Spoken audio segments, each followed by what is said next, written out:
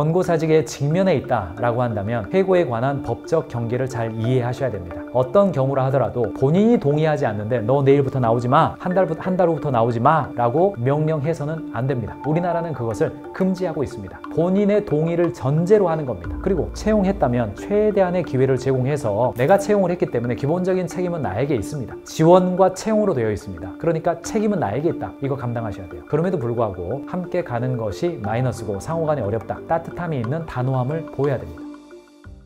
기업도 참을 만큼 참았다. 경력이 거진 10년인 개발자를 채용했대요. 그런데 2년이 넘도록 한 사람 목도 못하더라. 경력이 10년이지만 그 한 사람 목도 못하더라. 그래서 이분은 시스템 장애가 나서 조치를 한 뒤에 조치 내용이랑 원인 등 리뷰를 하는데 조치는 다른 분이 하시고 이분은 한 게 없고 자기 시스템인데 원인이나 재발 방지에 대해서도 아무것도 모르더라. 아니 개발자들은 실력이 그대로 다 드러나잖아요. 10년, 15년, 경우에 따라서 20년 일했어도 1인분도 못하는 사람이 있더라. 어떻게 해야 되느냐? 금요일에 갑자기 협력사 상무님이 들어와서 SM 인력에서 시스템 매니지먼트, 시스템 관리하는 사람들이죠. 차장을 빼고 협력사에서 몇 달 전에 뽑은 신입으로 대처하겠다. 누구 차장에 대해서 사람들이 불만이 많고 특히 여기는 팀장 안 되겠다.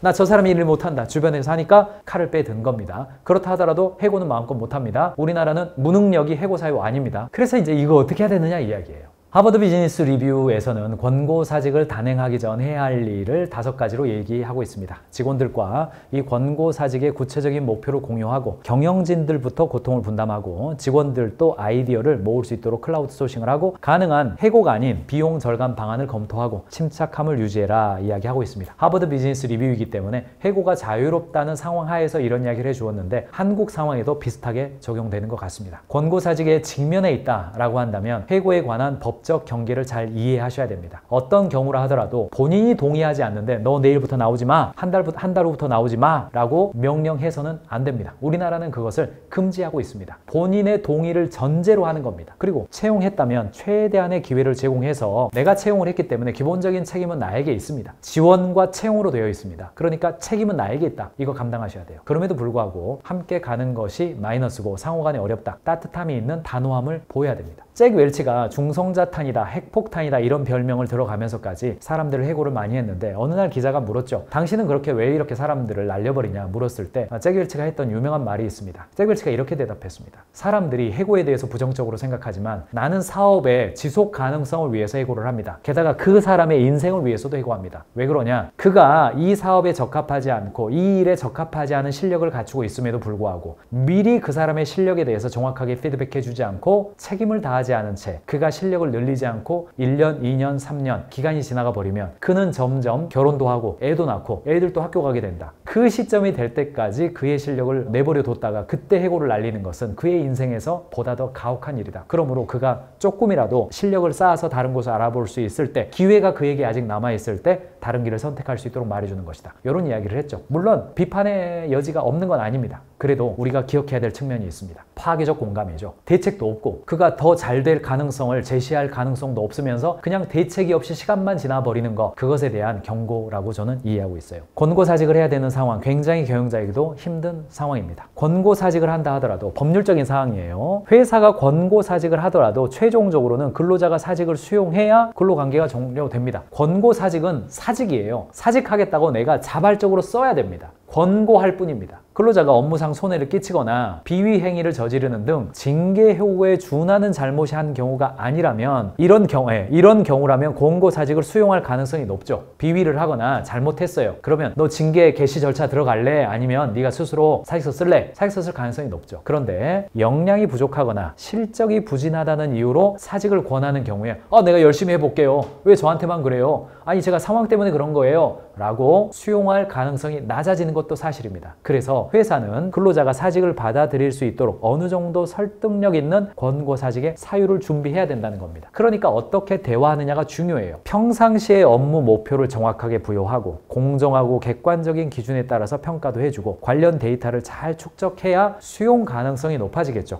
내가 이런 평가를 받고 있구나. 내가 실제로 잘 안 맞나 보다. 이렇게 해야 돼요. 자칫 권고사직 면담을 해고로 오해하고 그러면 그만두란 말이죠. 알았어요. 하고 짐 싸서 집에 갔어요. 그런데 3일 있다가 날라오죠. 부당해고 날라오는 겁니다. 그러니까 대화를, 권고사직 대화는 이거는 해고하자 이런 이야기 아니에요. 그만두라는 이야기는 아니에요. 그런데 이러이러한 상황에서 좀 다른 생각도 해볼 수 있겠다, 그런 이야기입니다. 아니 김 대리님이 계속 일하겠다면 그걸 일하는 겁니다. 이런 이야기를 중간중간에 해야 돼요. 안 그러면 행정명령 날라옵니다. 실무자는 면담 과정에서 언행에 특별히 주의를 기울여야 됩니다. 말을 할 때에는 단정적인 어휘, 어조 사용을 지양해야 하고 경영 상황 등 권고사직 면담을 하게 된 배경을 설명하고 이 면담이 일방적으로 해고를 통보하려는 자리가 아니며 권고사직의 수용 여부는 전적으로 본인의 선택이라는 점을 충분히 안내해야 됩니다. 그 말을 해야 돼요. 이게 녹음되고 있다라고 전제하고 말해야 된다고. 그래야 나중에 진정서가 날라와가지고 노동사무소에 진정서 날라온다 하더라도 저희는 부당해고한 거 아닙니다, 그런 이야기 아니에요. 이야기 들어보세요. 기록이 이렇게 돼 있잖아요. 괜찮아요, 그거는. 근로자가 사직서를 제출해 근로계약관계의 해지를 청약하는 경우에 그에 대한 사용자의 승낙 의사가 형성되어서 승낙의 의사표시가 근로자에게 도달하기 전까지는 근로자가 사직의 의사표시를 철회할 수 있다. 무슨 이야기냐? 사직서 냈다가 사직서 제출했어요. 경영자가 이야 얼굴 표정 관리하면서 다행이다, 드디어 퇴사했구나 했는데 다음날 출근해서 잠깐만요, 그 사직서 주세요. 저 찢어버릴게요. 아니야, 너 어저께 제출했잖아. 아닙니다, 저 계속 다닐게요. 아니야, 너 오지마. 이거 사건이에요. 이 사건이에요. 그건 뭐예요? 청약과 승낙이에요. 사직서도 나 그만할게요 라고 했고 회사도 알았습니다 라고 명시적으로 말해야 돼요. 말로 한 게 증언이 되거나 문서로 남거나 해야 해지예요. 왜요? 계약서도 두 사람이 서로 사인해야 계약서가 성립되잖아요. 마찬가지입니다. 근로계약서도 마찬가지고 사직서도 마찬가지입니다. 서로 사인해야 돼요. 그러나 사직서는 사인은 안 하고 승낙 의사가 있어야 돼요. 그래서 권고사직 면담 이후에 근로자가 고민하겠다고 해야 하는 등으로 권고사직을 수용하지 않은 경우에는 앞서 언급한 것처럼 일방적으로 근로관계가 단전된 것으로 해석될 수 있는 인사조치, 예컨대 정상적인 업무를 수행하지 못하도록 하는 비품 반납, 면담 당일까지 급여를 즉시 정산하는 조치, 4대 보험 상실 이런 것들 하면 안 됩니다. 끝을 생각하기 전에 리텐션을 먼저 생각해야죠. 권고사직을 만약에 좀 구조를 조정해서 좀 권고사직해야 되는 상황이다, 사람들이 좀 그만둬야 되는 상황이다, 그럼 경영자는 먼저 뭐 생각해야 돼요? 리텐션 생각해야 됩니다. 리텐션이 뭐예요? 기존에 있는 직원들을 재활성화 시켜가지고 좀 열심히 하게끔 하는 겁니다. 첫 번째, 집단적으로 교육을 보내거나 그렇게 하지 말고 1번 개별적 대화가 살아있어야 됩니다. 가장 먼저 살아있어야 되는 것은 경영자와 리텐션 대상자 간에 대화가 살아나야 됩니다. 그래서 일단 밥 먹고 점심밥 먹는 거라도 좀 먼저 가세요 이야기를 제가 했어요. 그리고 두 번째가 뭐냐면 아주 쉽게 할 수 있는 게 뭐냐면 그로 하여금 사내 강의, 이런 경우에 경영자가 그 본부장님에 대해서 불만이 있기 때문에 신입 직원이라든가 중요한 일에 대해서 좀 중요한 마이크를 안 주는 경우가 많아요. 중요한 자리에서. 그러니까 마이크를 좀 주고 아이고 좀 이렇게 신입사원들 들어왔는데 좀 교육 좀 해주세요 이렇게 할 수 있단 말이죠. 직원을 배치하는 일, 상대적으로 이런 일들은 별로 효과가 없습니다. 직원만 퇴사해버려요. 유능한 직원 그 밑에 붙였다가 더 승질납니다. 직원을 배치할 생각보다는 그로 하여금 다른 부서에 있는 직원들을 교육할 수 있는 기회를 주는 것이 훨씬 효과적이에요. 그리고 세 번째, 할 수만 있다면 동행 출장 갈 때 뭐 부산 출장 가는 경우도 있지만 뭐 샹하이 출장을 가거나 뭐 자카르타 출장을 가거나 이런 데 갈 때에 좀 해주는 거예요. 상대적으로 대학원 많이 보내시던데 대학원은 많은 경우 별로 효과가 없더라고요. 퇴직 준비하고 뭐 다른 네트워크 쌓는데 많이 활용되는 경우가 있는 걸로 저도 들었습니다. 그 다음에 좀 할 수 있다, 전문 코치를 붙여주는 방식입니다. 이분이 계속 좀 일해줘야 돼요. 그러면 리더십 코치라든가 비즈니스 코치가 있어요. 그런 사람들을 좀 연결해서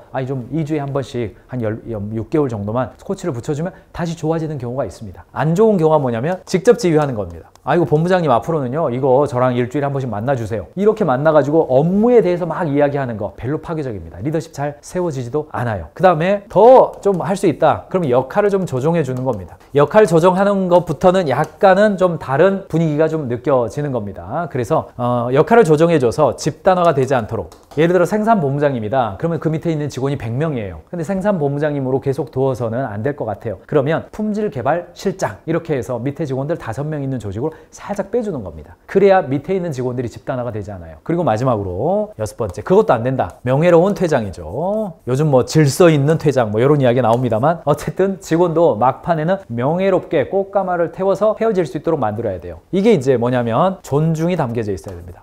오래된 직원들을 리텐션하거나 다시 활성화시킬 때 고려해야 될 게 뭐냐, 개별적인 대화하십시오. 업무 대화가 아니라 그냥 이렇게 커피 마시고 밥 먹는 거, 그 대화가 좀 살아있어야 돼요. 그래야 딴 데 가서 말 안 해요. 나한테 말해요. 두 번째, 사내 강의 시켜보는 거. 세 번째, 동행 출장 가는 거. 네 번째, 전문 코치 붙여보는 거. 그래도 안 된다, 역할 좀 조정하세요. 그래도 안 된다, 명예롭게 퇴장할 수 있도록 도와주는 겁니다. 상대적으로 집합교육 별로 효과 없습니다. 직원 배치 붙여봤자 퇴사해버려요. 대학원 가는 거 크게 효과 없습니다. 직접 지휘하는 거 파괴적이 될 수 있어요. 집단화되는 거 막아야 됩니다. 그리고 존중을 가지고 명예로운 퇴장을 하도록 하는 겁니다. 요게 관리자급 직원들 있죠. 관리자급 직원들로 함께 할 수 있는 내용이란 말이죠. 그렇게 해도 안 된다. 그러면 이제 관리자급 직원을 권고사직할 때 고려해야 되는 4가지 이야기가 되는 겁니다. 제가 벙커 특강에서 한번 말씀드린 적이 있습니다만 첫 번째는 뭐예요? 사랑으로 조직 전체의 성장을 위한 경영자로서의 책임감을 결단하는 겁니다. 기업의 목적이 뭐예요? 직원의 고용을 유지하는 게 목적이 아닙니다. 직원 고용 유지는 결과로서 그래야 돼요. 목적이 뭡니까? 고객 가치예요. 조직 외부에 있는 고객 가치를 창출하는 것이 조직의 목적입니다. 그러니까 우리 회사 전체를 위해서 이 결단을 내리겠다라고 하는 관점이에요. 찍어내는 게 아니라 그것도 사랑의 관점이 있느냐 봐야 됩니다. 요거예요. 두 번째가 뭐냐? 리텐션입니다. 별 한 컷 세우기 해야 됩니다.